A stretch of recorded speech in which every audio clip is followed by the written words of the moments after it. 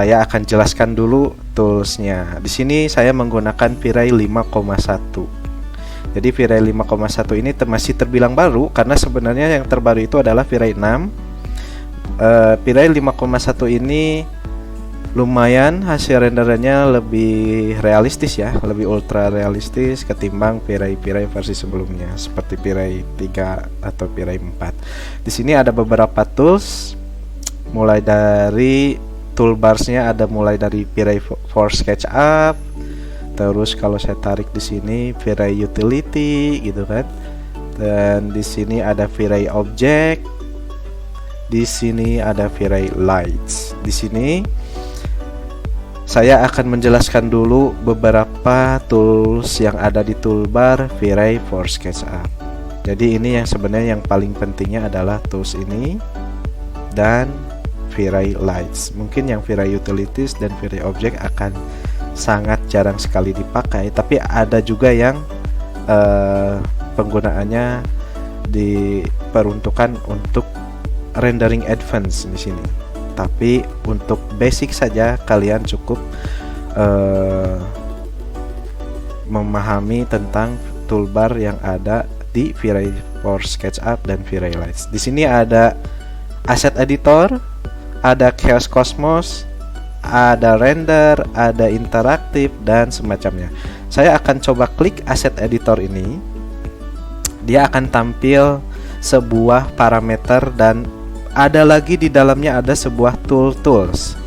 Jadi toolsnya ini sebenarnya ada juga yang masuk pada toolbar tadi V-Ray for SketchUp tadi. Tapi di sini hanya ada di Render with V-Ray dan V-Ray Frame Buffer ini sih yang tadi masuk ke V-Ray for SketchUp ini. Nah ini Render dan Frame Buffer. Nanti saya akan jelaskan. Oke, balik lagi ke V-Ray Asset Editor. Jadi toolsnya jangan lupa V-Ray for SketchUp, lalu klik Asset Editor. Di sini ada beberapa tools, materials, lights, geometry, render elements, textures, setting, render, dan V-Ray Frame Buffer. Nah di sini saya akan coba klik dulu yang ini. Tandanya dia biru itu berarti dia sedang aktif. Dan sebelumnya biasanya kalau kalian mau membuka V-Ray Asset Editor seperti ini, awalnya itu adalah ya defaultnya itu adalah seperti ini. Kalau misalkan menekan arah panah kanan dan menekan arah kiri, dia akan memanjang dan akan memperlihatkan parameter-parameter lainnya. Nah di sini apabila Pak Baro ini dan Pak Ibu Tantri, apabila di sini belum ada materials yang terdownload, diklik saja download, itu akan otomatis dia akan mendownload semua materials yang ada pada parameter di sini, seperti brick, car paint, ceramic and porcelain, concrete, diagrammatic, emissive, dan hingga ke wood and laminate itu free ya, itu free untuk materials. Di sini ada lights. Di sini bisa nanti kalau kita menginsert objek. Nah, di sini ada toolbar V-Ray Light seperti objeknya rectangle light, sphere light, dan hingga ke dome light. Itu nanti akan tampil di asset editor ini, di light-nya. Nanti seperti apakah ada rectangle light di sini. Lalu kalau kita klik nanti akan tampil parameter baru gitu. Tapi saya akan jelaskan, nggak harus berbulit-bulit, kita langsung saja praktekkan ya.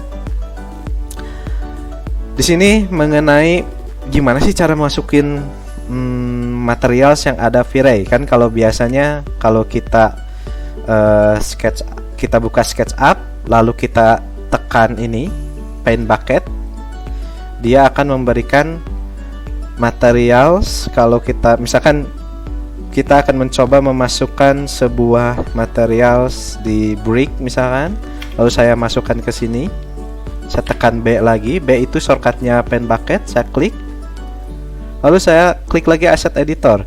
Ini kalau kita klik lagi materialsnya, sebentar, ini Saya gunakan sample pane untuk mengaktifkannya. Nah, dia otomatis parameternya akan menampilkan material yang kita set ke default atau yang kita seleksi, ya. Otomatis kalau kita klik sample pane lalu klik yang ini misalkan, nah dia akan otomatis melihat preview kalau di render itu seperti apa nanti jadinya, ya.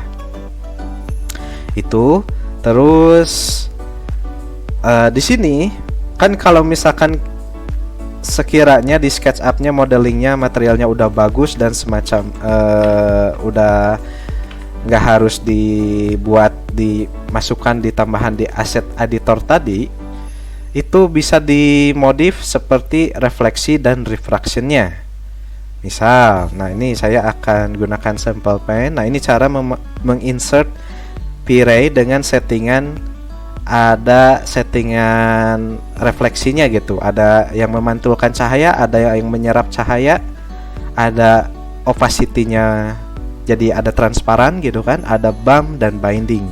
Nah di sini kalau misalkan lantai dan ini adalah vinyl materialsnya atau parquet, ini saya selalu mengedit di refleksinya saja, dan di sini ada reflection color. Saya drag sampai full. Di sini ada perbedaan. Sebelumnya dia tidak memantulkan cahaya atau merefleksikan cahaya, tapi sebelumnya dia hanya menyerap cahaya tapi tidak memantulkan. Sebelum diaktifkan reflection color. Nah, terus gimana sih cara men-setting si material itu? Kan pasti beda-beda ya tingkat kerefleksiannya, tingkat pantulan cahayanya, seperti keramik, aluminium gitu kan, dan material lainnya seperti kain dan semacamnya. Nah, untuk lantai berjenis material keramik, vinil, untuk material seperti keramik, granit, marmer, itu reflection glossiness-nya. Nah, ini yang akan diubah. Penentu materialsnya apakah itu semakin kencang refleksinya atau semakin kurang refleksinya gitu. Nah, di sini ada reflection glossiness. Saya akan kurangi untuk vinil atau wallpaper, vinil atau cat duko dan semacamnya, itu saya akan menggunakan nilainya di 0,85. Itu untuk vinil, HPL, dan yang sedikit lebih glossy ya, bukan yang ke dope. Nah, ini saya biasanya menggunakan seperti ini. Itu cukup saja seperti ini, nggak harus diedit-edit lagi gitu. Kalau misalkan yang bawaan dari SketchUp materialnya.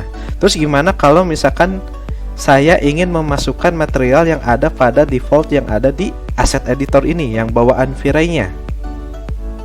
Itu saya selalu, misalkan nih saya akan mencari sebuah material emisif, mohon maaf, jangan deh,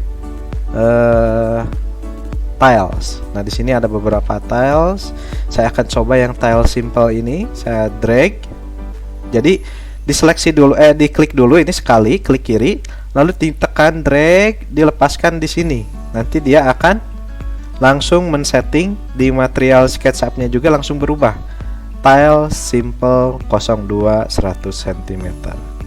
Dia akan melihat reviewnya seperti ini. Atau misalkan kalau ingin mencari yang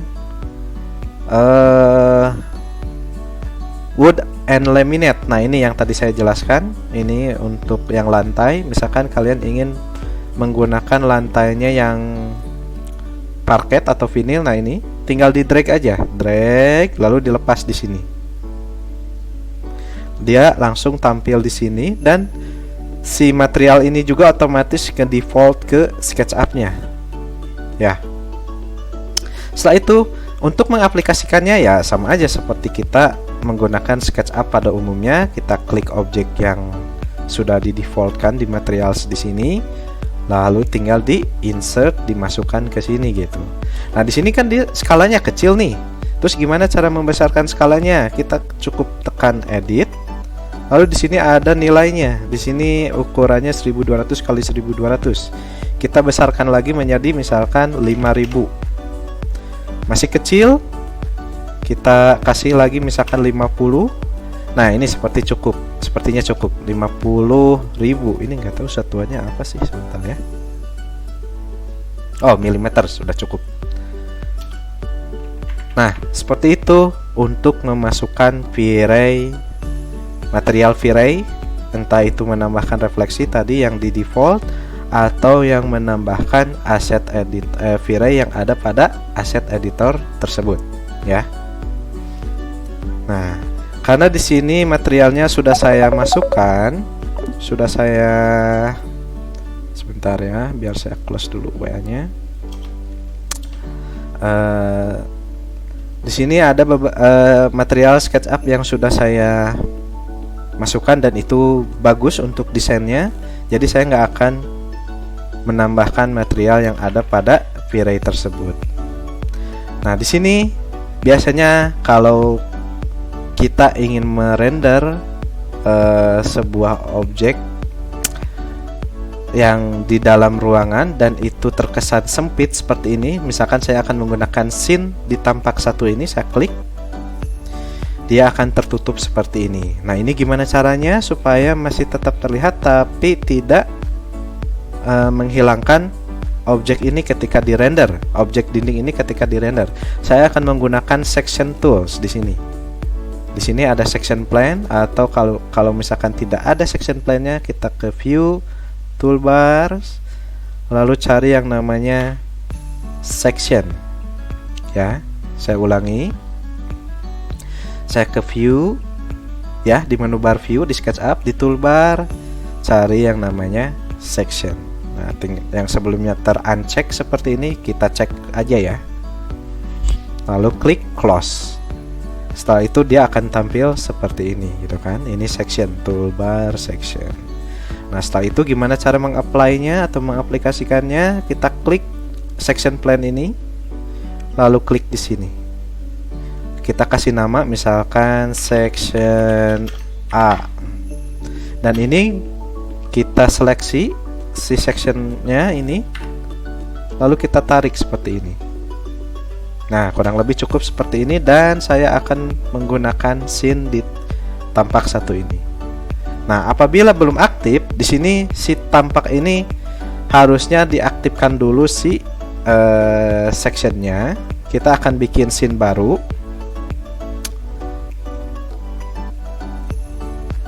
Scene baru, sebentar. Kita akan masukin lagi section, klik OK. Nah, ini udah ada. Saya akan aktifkan. Lalu saya akan membuat scene baru di sini. Sekiranya, nah ini untuk kamera, biasanya kalau untuk pemula juga harus hati-hati dalam membuat renderannya supaya terlihat eye catching gitu kan ya, supaya terlihat lebih bagus hasilnya. Ini di SketchUp-nya juga harus disetting dulu. Misalkan kalau misalkan ingin membuat seperti objeknya seperti ini kan, kalau di sini terlihat di sini agak sedikit miring gitu kan ya di sudut-sudut objek ini. Nah, biasanya saya kalau misalkan ingin tegak lurus, tidak ada efek miring dan semacamnya, saya akan gunakan di menu bar di kamera, lalu ubah settingan kameranya menjadi 2-point perspective. Otomatis dia akan lurus sekali gitu, dan tidak ada yang namanya ada miring atau apa ya bahasanya itu, dia agak sedikit stretching gitu, agak sedikit ke ngebending dan semacamnya. Nah, itu kalau misalkan kameranya kita setting menjadi 2-point perspective, itu akan seperti kamera pada HP atau mata kita melihat aslinya seperti ini gitu di dunia nyatanya. Nah, ini tinggal diupdate saja, diupdate, lalu update scene. Tunggu sebentar. Nah, ini udah beres. Baru kita akan gunakan tools yang namanya render interaktif. Kenapa sih nggak langsung render saja? Kenapa harus render interaktif? Fungsinya render interaktif itu adalah render yang hanya sementara, render yang hanya untuk mereview atau melihat hasil sementara apabila nanti di render itu hasilnya akan seperti apa nantinya. Apakah terlihat jelek, apakah materialnya masih kurang hidup, apakah belum ada refleksi, apakah belum ada pencahayaan. Jadi kita coba gunakan render interaktif. Sebelum saya mengklik render interaktif, biasanya saya akan mengklik asset editor, lalu saya akan ke tool setting yang ada pada asset editor ini. Di sini akan aktif kalau kita diklik ya. Jadi tandanya biru ini dia aktif interaktifnya, dan dia akan berubah menjadi apa ya ini hot pot airnya menjadi ada icon tangannya. Nah, ini tandanya dia otomatis sudah aktif render interaktif. Untuk render outputnya saya buat paling kecil dulu, yaitu resolusinya adalah width-nya 800, height-nya 450 pixel. Ini pixel ya. Untuk interactivity-nya agar tidak merusak komputer kita, itu yang asalnya high kita ubah menjadi medium. Apabila kalau speknya kurang memadai, jangan medium, pilih low saja ya, karena ini lumayan sih komputernya lumayan agak mending, jadi saya gunakan yang medium. Di sini denoiser saya tidak akan aktifkan dulu, ini nanti saya jelaskan fungsinya ya. Lalu kita coba klik render with V-Ray interaktif. Nah, hasil awal yang ada di SketchUp tanpa menggunakan materials dan semacamnya, itu hasilnya adalah kurang lebih seperti ini.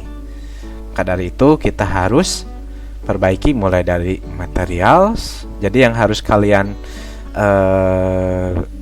kuasai itu adalah, pertama ketika sudah merender interaktif seperti ini adalah pengenalan materials dengan baik gitu kan ya. Terus pencahayaan, terus kamera tadi sudah. Dan itu saja sih, hanya ada 3 metode yang supaya hasil rendernya lebih realistis. Nah, di sini yang jadi masalah adalah pencahayaannya tidak pas, terus materialnya juga belum di setting apa-apa. Jadi kita akan stop dulu.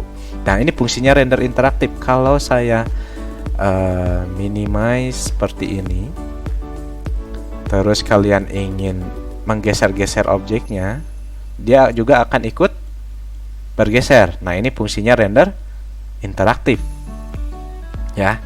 Kalau misalkan render yang final itu tanpa ada icon tangannya di potnya gitu kan ya, di pot tekonya itu saya akan itu harus untuk hasil renderannya udah benar-benar pasti udah disetting semuanya, mulai dari material, pencahayaan dan lainnya gitu. Jadi saya nggak akan menekan yang ini. Saya coba ke tampak satu lagi. Nah, ini fungsi scene ya, jadi bisa balik lagi ke kamera yang sudah kita save sebelumnya. Di sini sudah terlihat. Saya stop dulu karena saya akan men-setting materialnya. Nah, ini saya akan langsung praktekkan asset editor, saya aktifkan seperti ini. Lalu saya akan tekan B itu shortcutnya pen bucket. Lalu saya akan gunakan yang namanya sample pen di sini ya. Sample pen di sini saya klik. Lalu saya akan pilih salah satunya yang ini. Pertama saya akan memberikan materialnya di lantai dulu. Lalu saya klik di sini di refleksi. Reflection colornya saya fullkan. Reflection glossiness-nya saya kasih 0,8 dulu karena tadi masih terlihat terang ya cahayanya di sini reviewannya. Di sini saya sudah setting, itu cukup seperti itu saja sih kalau untuk basic ya, nggak harus ditambah-tambahkan apa lagi. Tinggal kita masukin lagi yang material lainnya, baru kita ke carpet. Kalau ke carpet saya ubah reflectionnya menjadi surface controlnya ini, yang asalnya use glossiness menjadi use ruggedness. Perbedaannya use glossiness, kalau tadi memberikan efek glossy atau mengkilap, kalau ruggedness memberikan efek ngedoff gitu kan ya, jadi nggak memantulkan cahaya, dia hanya menyerap cahaya malahan. Jadi di sini reflection colornya saya fullkan seperti ini. Nah ini reflection brightness-nya ini kalau kita kecilin dia akan mengkilap. Tapi kalau nilainya besar dia akan tidak menerima cahaya sama sekali gitu. Untuk karpet saya akan kasih nilainya di 0,65 supaya agak sedikit ada pantulan cahaya tapi tidak seglossiness kayak lantai pada umumnya gitu kan ya. Terus di sini, nah ini untuk ini sepertinya cat duko si mejanya ini saya akan kasih reflection colornya seperti ini. Nilainya 0,75 untuk doff ya. Kaca cat duko gitu kan ya. Kalau misalkan ini di sini sih masih bisa terlihat nih, masih terlalu mengkilap, kita kasih aja 0,65. Nah, sepertinya ini sudah cukup. Terus dan yang lainnya seperti ini sama ya seperti karpet, kita tinggal aktifkan use roughness, kita fullkan di sini 0,65. Terus yang ini juga sama, kita aktifkan reflection colornya, jangan lupa surface controlnya jadikan use roughness dan ini 0,65. Jadi semakin perlu diperhatikan juga, semakin kita memberikan efek materialnya ke setiap bentuk atau model atau objek yang ada di SketchUp itu akan semakin terlihat realistis. Jadi diusahakan entah itu buku, entah itu Gucci dan semacamnya, itu harus diberikan yang namanya material yang ada di asset editor ini ya. Di sini saya akan aktifkan lagi reflection color, use roughness. Di sini saya nilainya ubah menjadi 0,65 ya. Reflection roughness-nya bantal juga sama. Tarik ini use roughness dan ini ya kurang lebih seperti ini. Terus untuk buku agak sedikit ini mohon maaf, bantal ini belum dikasih. Oh udah. Yang ini udah tampil ya. Oh tampil. Ini saya akan gunakan reflection glossiness, nilainya 0,65, 6 saja. 0,6 dan ini juga sama, nilainya 0,6 dan ini juga 0,6. Pokoknya semuanya kalau yang buku ini reflection glossiness-nya nilainya adalah 0,6.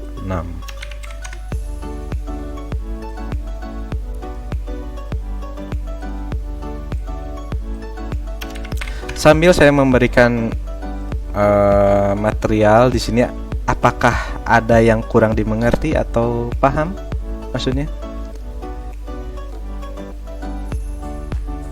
Mungkin sebelum lanjut ke materi selanjutnya, kalau dari santri dan Pak Baru ini ada pertanyaan, boleh disampaikan sebelum terlalu jauh. Iya, soalnya ini udah lumayan nih.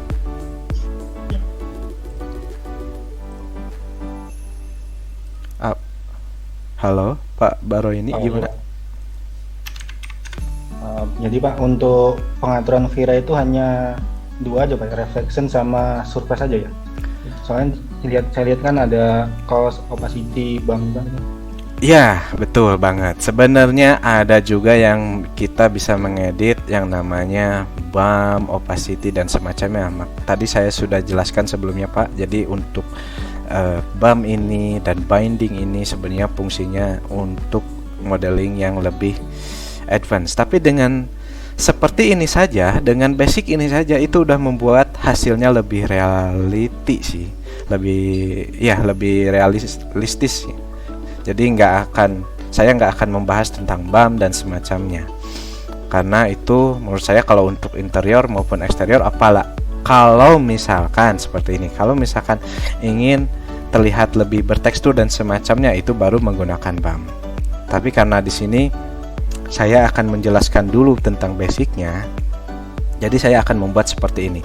Untuk hasil renderan yang seperti saya gunakan ini adalah sudah ada di Instagram saya, jadi nggak harus menggunakan efek bam-bam, dan hasilnya memang tidak harus kita menambahkan beberapa objek seperti ini. Ini adalah salah satu project saya. Ini tidak menggunakan efek bumpy atau efek binding, opacity dan semacamnya. Ini tidak menggunakan hal-hal seperti itu. Saya tetap menggunakan material yang basic, hanya mengganti reflection glossiness, surface glossiness-nya itu, Pak. Gitu. Dan yang diajarkan ke peserta lain juga seperti ini, gitu kan ya. Ini itu juga sama. Tidak ada yang menggunakan bump atau binding atau opacity, kecuali kalau Gordin nanti baru digunakan opacity gitu, biar ada tembus cahayanya ke objeknya. Seperti itu Pak Baro ini. Jelas Pak? Apa Jelas, masih bingung? Satu lagi Pak, kalau untuk reflection itu kalau semuanya kasih reflection apa enggak berat nanti Pak kalau untuk render viranya? Otomatis berat Pak, otomatis berat. Tapi kalau tidak adanya reflection glossiness atau roughness gitu kan, renderan kita akan biasa-biasa saja Pak. Kayak sebelumnya tadi saya pertama kali ngerender menggunakan render interaktif, itu akan biasa-biasa saja, seperti itu. Ya. Ada lagi? Oh, udah Pak. Oke, kalau sudah saya akan lanjut ke ini. Nah, ini untuk porcelain atau seramik sebenarnya ada bawaan dari Pirey juga. Ini ada ceramic and porcelain, tapi saya akan gunakan yang bawaan dari SketchUp-nya. Cukup naikkan ini, dan ini nilainya 0,9 biar agak sedikit kinclong gitu kan ya, agak lebih memantulkan cahayanya lebih besar ketimbang material yang lain, seperti keramik, seperti ya keramik tile, marmer, granit, itu nilainya adalah 0,9 ya. Di sini saya akan mengklik lagi. Nah, ini mungkin steel plate ya. Untuk nilai refleksinya saya kasih nilainya 0,75. Itu untuk besi ataupun aluminium. Seperti aluminium kusen, itu nilainya adalah 0,75. Untuk mungkin dia agak sedikit mengurang, tidak terlalu memantulkan cahaya, jadi saya akan kasih nilainya 0,6. Untuk vertical blind ya, ini sebentar, ini kok belum bisa diklik. Oh, ini juga belum dikasih. Nah, ini juga saya akan berikan, karena sepertinya ini dia menggunakan berjenis metal, saya gunakan 0,75.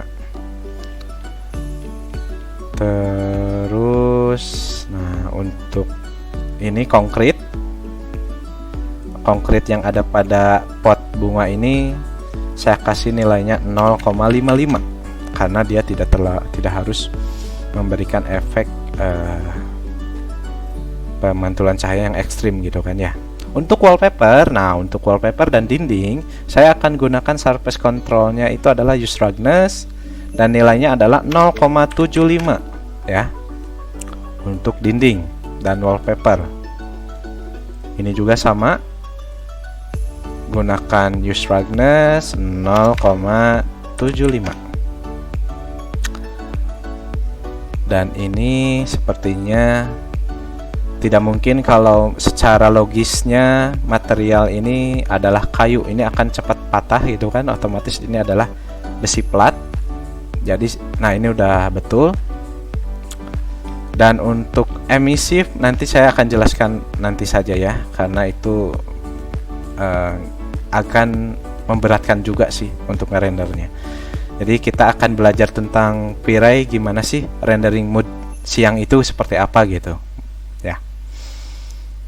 Oke, dan untuk yang terakhir adalah si kabinet ini ya, lemari. Saya klik, Oh, ini sudah dikasih juga. Oke, cukup sepertinya. Lalu saya akan ke tampak 1.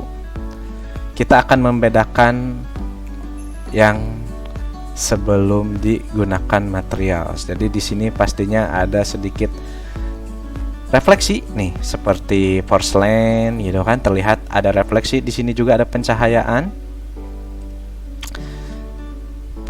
pemantulan cahaya, tapi sepertinya di sini ada perbedaan material. Soalnya hanya terpisahnya ada beberapa yang materialnya nyala gitu kan ya. Maksudnya merefleksikan cahayanya hanya beberapa, sedangkan yang lainnya tidak. Saya cek dulu. Saya stop dulu. Nah, ada beberapa kan yang belum. Ini saya fullkan, ini 0,8 saja. Sudah cukup. Dan kita coba render interaktif lagi.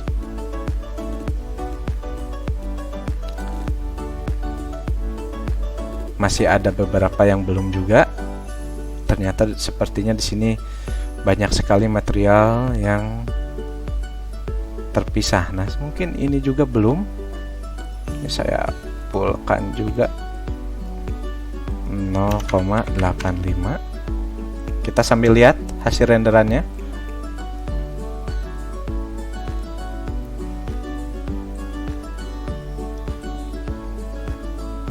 Kita lihat lagi, di sini sudah, ini sudah. Nah, ini belum.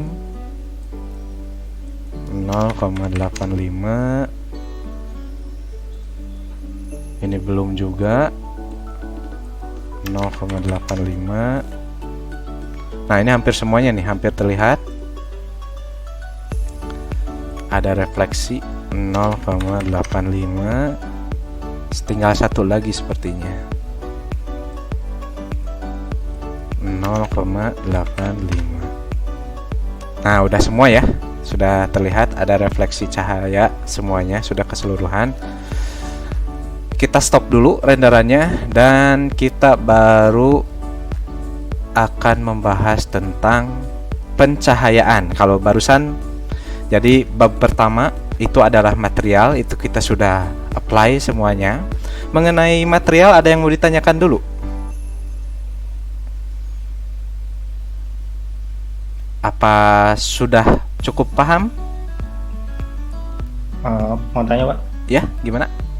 kalau untuk apa nilainya itu, nilai refleksi tadi itu emang ada standarnya Pak ya? Ada yang 0,75? Itu standar feeling saya sebenarnya Pak. Sebenarnya tidak ada standar yang harus ngikutin sesuai dengan aturan saya. Apabila misalkan menurut Pak Baro ini terlalu refleksinya terlalu reflektif gitu kan, terlalu memantulkan cahaya, itu bisa dikurangin sesuai feel dan ya memang apa material di aslinya juga itu seperti apa gitu Pak, kayak gitu Ya. Ada lagi? Nah ini misalkan, nah ini kan ini dia. Ini waktunya udah mau habis Kak Robin, kita pindah room. Oh, Ya. boleh Tinggal 1 silahkan. menit. Boleh. Siap. Kita stop dulu. Recording